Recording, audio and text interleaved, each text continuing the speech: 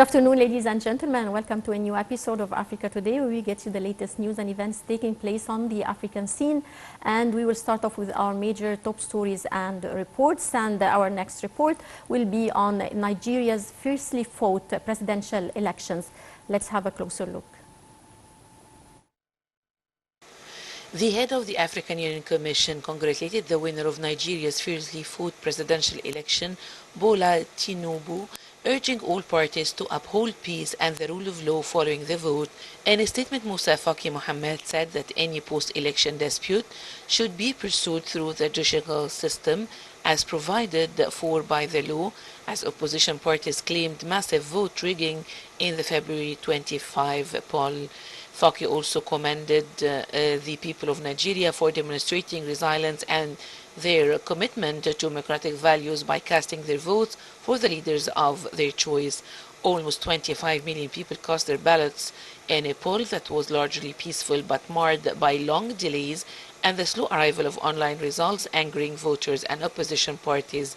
Ruling party candidate Tinubu, a former Lagos governor of the ruling All Progressive Congress, was declared winner with 8.8 million votes and the required number of the ballots across two-thirds of Nigeria's states.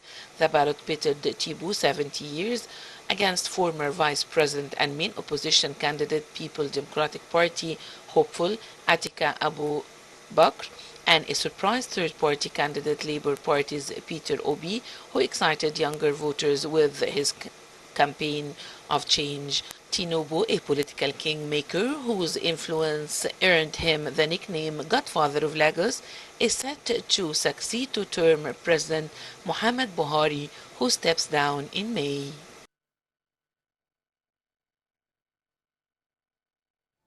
Welcome back, and still with our special reports and our next report on food insecurity and drought in Ethiopia, Somalia and Kenya. Let's have a closer look. According to a climate center, rainfall trends in a historic Horn of Africa drought are now worse than they were during the 2011 drought, when at least 250,000 people died. The IGAD Climate Prediction and Application Center said below normal rainfall was expected in the rainy season over the next 3 months. The drought, the longest on record in Somalia, has lasted almost 3 years, and tens of thousands of people are said to have died.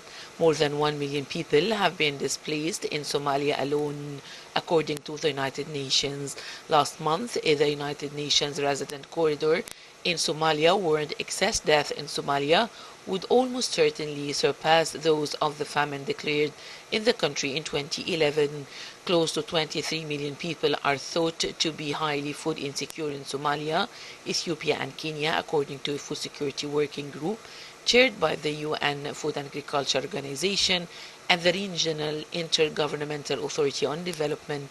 Already 11 million livestock that are essential to many families' health and wealth have died. The war in Ukraine has affected the humanitarian response, with traditional donors in Europe diverting funding to the crisis closer to home.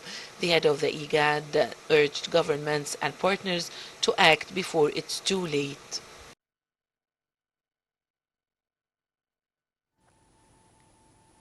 Welcome back. The World Health Organization released a report on the health of migrants and refugees with special recommendations on securing their safety and health. Let's have a closer look.